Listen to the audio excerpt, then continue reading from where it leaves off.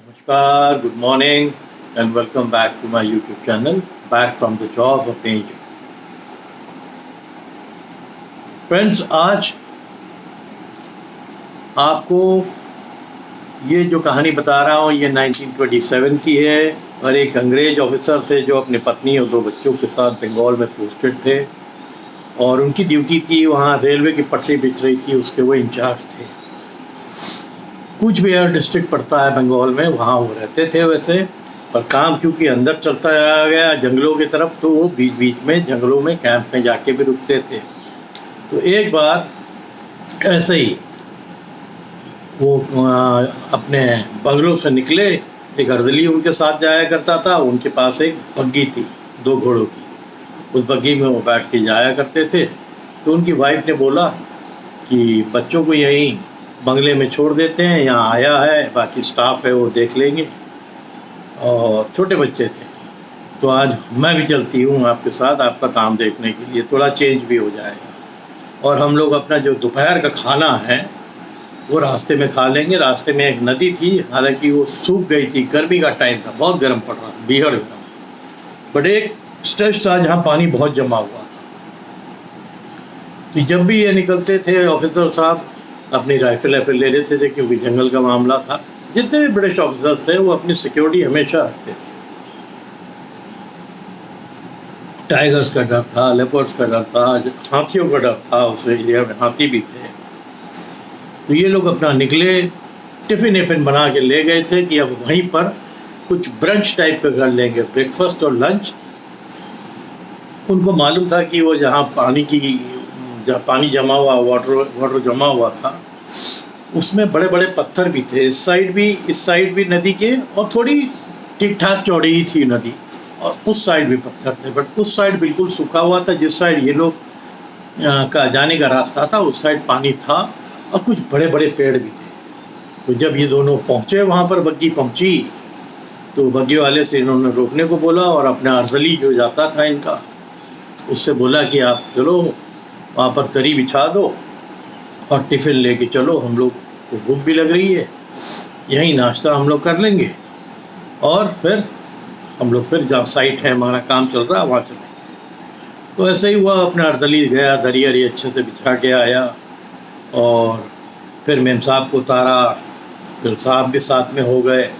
Ma'am साहब जाके बैठ गई, साहब थोड़ा सा आगे इंस्पेक्शन करने के लिए चले गए, और जैसे ही इंस्पेक्शन करने के लिए गए, इनके जंगलों में उनका रहने का तजुर्बा था, एकदम से नदी के उस पार एक पेड़ दिख रहा था।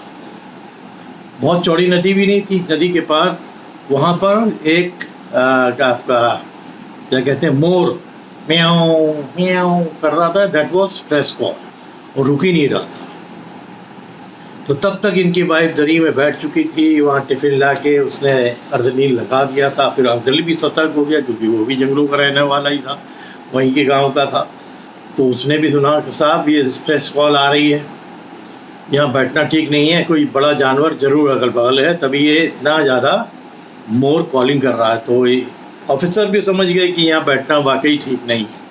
तो उन्होंने अपने वाइफ से बोला कि आप उठिए और चलिए बग्गी की तरफ, हम आ रहे हैं। और अर्दली बोला कि साहब आप खड़े रहिए, वो घोड़ों को थोड़ा पानी भी देना है। तो उसके पास एक जरिकेन टाइप का था, वो पानी भरने वहाँ गया, जहाँ पर नदी थी या पानी भरा हुआ था, और ये खड़े ही हुए थे वहाँ, और वाइफ तब तक बग्गी की तरफ चले गए, अंदर चली गई थी, बैठी हुई थी। और ये पानी भर ही रहा था, भरते भरते भरते थोड़ा टाइम लगता है, भरते भरते इसकी निगाह उस साइड पहुंची तो देखा कि एक पत्थर के पीछे से 2 टाइगर के कप्स जो 5-6 महीने के होंगे वो देख रहे हैं इसकी तरफ। तो ये घबरा गया, क्योंकि ये नदी के पास आ गया था, साहब इनके थोड़े पीछे थे, उनके हाथ में राइफल जरूर थी, बट तब उसने आवाज़ दिया, साहब टाइगर। तो वो सतर्क हो गए, बोले छोड़ छोड़ छोड़ छोड़, तुम जल्दी से आओ, जरकिन ले आओ। जरकिन ले के वो आया, क्योंकि आधा भर गया था, उसको बेवकूफ़ को पानी वहीं फेंक आना चाहिए था। तो वो धीमे धीमे धीमे ला रहा था। इन्होंने जब तक वहाँ खड़े होकर बोला कि तुम जरकिन छोड़ो, तुम यहाँ से ये टिफ़िन और दरी बटोरो और निकलो।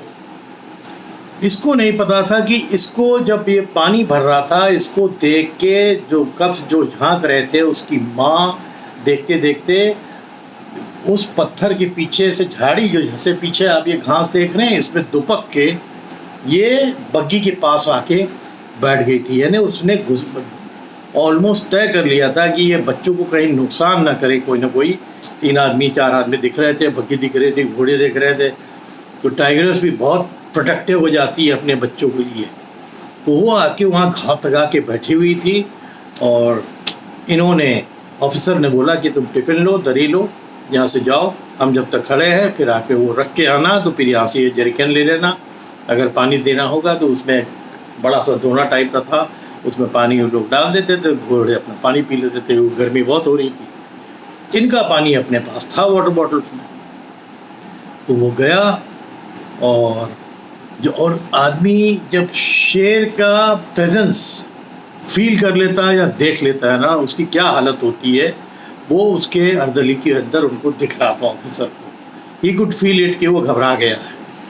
उधर वो जो जैसे ये गया अपना दरी रखने के लिए और वापस आया ना, तो उसने कहा कि हम जल्दी जल्दी करें, और वहाँ से दौड़ के आया साहब की तरफ। ये गलती उसने कर दी, क्योंकि आपको जंगल में खास कर जहाँ टाइगर के कब्ज हों तो टाइगर्स होगी जरूर।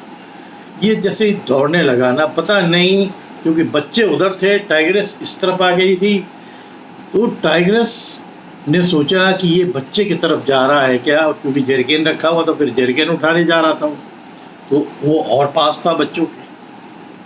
तो जैसे ये जल्दी जल्दी में गया, क्योंकि जानता था कि साहब तो बंदूक लेके खड़े हुए हैं, बस जैसे ही जरिकेन के लिए नीचे झुका लेने के लिए, वो हाँ करके जो उनका एक होता है आवाज़ गुस्से का, वो लपकी और लाइटनिंग, बिजली की तरह लपकी।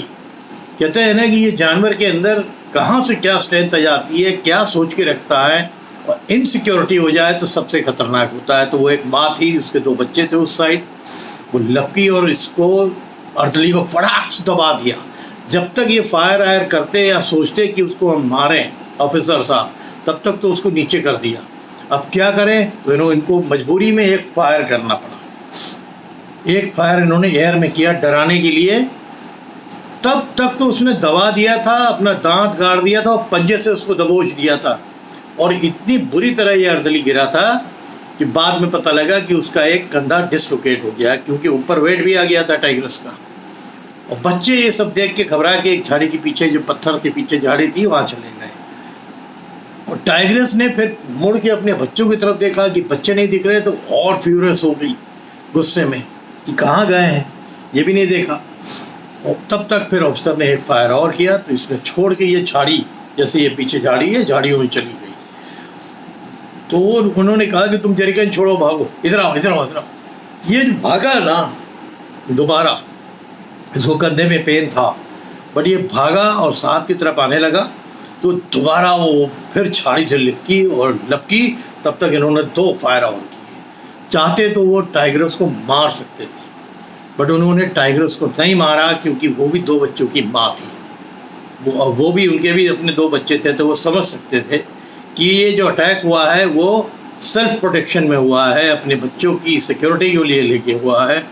2 हवा में जो फायर किए, तो वो घबरा गई, आई बीच में रुकी, हाँ बड़ी तेज आवाज़ होने लगी। तो फायर की आवाज़ जहाँ काम चल रहा था शायद वहाँ तक भी चली गई थी, बट वो बहुत दूर था, तो कोई हेल्प भी नहीं आ सकती थी इतनी देर में। तो ये जानते थे कि ये इस समय फ्यूरियस है, गुस्से में है, क्या मालूम दोबारा अटैक करे या बग्गी की तरफ आए। तो ये लोग धीरे धीरे बैकआउट करने लगे। उसने बोला कि तुम जरिकेन छोड़िए, आप आइए आइए, ये पानी हम लोग कहीं ले लेंगे आगे। जरिकेन उसने वहीं छोड़ दिया। ये लोग अपना आए बग्गी की तरफ। पहले साहब बैठे, वो अर्दली तो खैर बहुत चोटिल था, तो जो कोचमैन था उसको नीचे उतारा। वो इतना नर्वस हो गया कि नीचे नहीं डर के मारे उतर रहा था। खैर उसको जब डांटा गया तो वो उतरा, और फिर उनको उठा के अर्दली को कोच में रखा गया। तो साहब बैठे और फिर बग्गी वहाँ से निकली। तब तक ये थोड़ा सा आगे बग्गी करके बग्गी में खड़े होकर देखते रहे, तो इन्होंने देखा कि शेरनी दोनों बच्चे को लेकर नदी के पार हो गई। उनका जो डिस्क्रिप्शन है, उनका नाम था होगार्ट टोड। तो होगार्ट टॉड का जो डिस्क्रिप्शन है इस कहानी का, कि मैं तो इमेजिन भी नहीं कर सकता था कि जितने डिस्टेंस में वो थी, करीब 40-50 मीटर दूर, जहाँ से उसने फिर अटैक लॉन्च किया है अर्दली के तरफ पे, वो इतनी जल्दी आ जाएगी, वरना तो मैं फायर करके उसको पहले ही डरा दूँ। इन्हें कहते हैं कि पलक झपकी और मैं ऊपर देख रहा हूँ तो वो देखा कि हाँ करके जो आते हैं, वो एक ऐसा फियर क्रिएट करता है इंसान के अंदर। कहते हैं ना, कुछ समय के लिए आप ऑलमोस्ट पैरालाइज या सन हो जाते हैं जब भी इस तरह अटैक होता है। और क्योंकि उसने टारगेट कर लिया था, ये पानी भरने उनके बच्चों की तरफ जा रहा था। ये भी बहुत बेवकूफ़ आदमी था जब मालूम था कि उसने बच्चे उस साइड पे देख लिए हैं पत्थर के पीछे, और फिर वो बच्चे तो पक गए थे तो उसको जाना नहीं चाहिए। बहरहाल फिर इनको लाया गया कुचबिहार का जो हॉस्पिटल था, वहाँ फिर वो ड्यूटी में उस दिन क्या गए, अपनी बग्गी पलटाई और बड़ी ब्लीडिंग हो रही थी, उसको पेन हो रहा था, ये बहुत करा रहा था। बहरहाल इनको लेके आए, फिर कुचबिहार के हॉस्पिटल में भर्ती किया। बहुत स्क्रैचेस, इतने मिनट इतने सेकंड के अंदर ही उसने इतनी बुरी हालत कर दी थी। इनका लेफ़्ट शोल्डर पूरा निकल के बाहर था। तो सोचिए कितना पेन में वो आदमी आया होगा, 1-1.5 घंटा, और ब्लीडिंग अलग हो रही थी। तो ब्लीडिंग के लिए तो जो भी कपड़ा वपड़ा था वो साहब ने, ऑफिसर ने लेके लगाया ताकि ब्लीडिंग थोड़ा सा रोक सके। एक्सेसिव ब्लीडिंग हो जाती तब भी नुकसान हो जाता। कभी कभी छोटे से अटैक में वो इतना घातक हो जाता है कि इंसान की मौत भी हो सकती है, और इस केस में ऐसा ही था। फॉर्चुनेटली ये लोग टाइम से वहाँ हॉस्पिटल पहुँच गए। ये कई दिनों तक वहाँ एडमिट रहा अर्दली, उसका इलाज हुआ।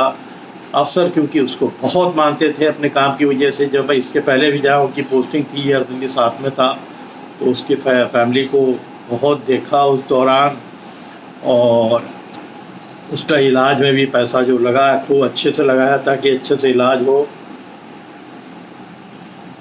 बाद में प्लान ये हो रहा था कि अगर यहाँ ठीक नहीं होगा तो उसको फिर कलकत्ता शिफ्ट कर देंगे, बट भगवान की कृपा से वो कुछ ही दिनों में ठीक हुआ। 20-25 दिन उसको लग गए रिकवरी में। तब उसकी ड्यूटी भी फिर एकदम काम से हटा दिया गया, बस खाली फॉर्मेलिटी करने के लिए आया करता था। तो इस तरह की चीज़ें बहुत जंगल में होती है। आप हमेशा अलर्ट रहिए। ये कहानी हमें क्या दर्शाती है कि जंगल में जब अटैक्स होते हैं, खासकर जब कार्निवोर्स अटैक करते हैं या टाइगर अटैक करता है या टाइगर्स रहती है जो बच्चे के साथ है, तो बहुत डेंजरस है। उसको ज़रा भी खतरा लगेगा कि हमारे बच्चों की तरफ कोई आ रहा है तो वो तनिक नहीं सोचेगी और आप पे अटैक कर देगी। ऑफिसर की भलाई ये है कि उसने इतने फायर किए बट उसकी बॉडी पे एक फायर नहीं किया, जबकि उसके अर्दली कोई जान की खतरा था। वो जानते थे कि मैं अगर फायर एयर में करता रहूँगा तो ये डर से भाग जाएगी। सभी डरते हैं, वो जो धमाका होता है ना, तो टाइग्रेस भी उससे घबरा गई थी और छोड़ के चली गई थी। फॉर्चुनेटली ये अर्दली बच गया। तो इसमें प्रेजेंस ऑफ माइंड भी होना चाहिए। जंगल का इसमें भी तजुर्बा बहुत ज़रूरी है। तो ऑफिसर क्योंकि जंगलों में रहते थे, काम कराते थे, तो उनको भी तजुर्बा था, और उनके तजुर्बे की वजह से ही ये अपने अर्दली को बचा पाए। वाइफ थर थर थर थर बग्गी में कांप रही थी, और जो कोचवान था जो बग्गी चलाता था वो सब सीन वहाँ से बैठ के देख रहा था जो अटैक हुआ। तो सोचिए उसकी क्या हालत होगी कि उसी के एक साथी के ऊपर अटैक हुआ, और बहरहाल ऊपर वाले की मेहरबानी से वो बच गया, और फिर अच्छे से उसकी हीलिंग भी हो गई, वो अपनी ड्यूटी भी ज्वाइन करने लगा। तो एक छोटी सी कहानी थी बंगाल की, मेरे को याद आ गई। अभी एक कहानी आपको मैं बांग्लादेश की भी सुनाऊंगा।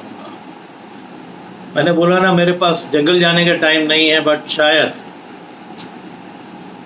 मैं जंगल की पूर्ति पोस्टरों से कर लेता हूँ, बट मेरे पास कंटेंट्स बहुत हैं स्टोरीज़ के, क्योंकि मैं बहुत लोगों के कांटेक्ट में रहा हूँ, अभी भी रहता हूँ, ताकि कहीं ना कहीं से मिलते हैं। अभी भी मेरे को बहुत से लोग कॉल कर रहे हैं, मेरे को टाइम नहीं मिल रहा है।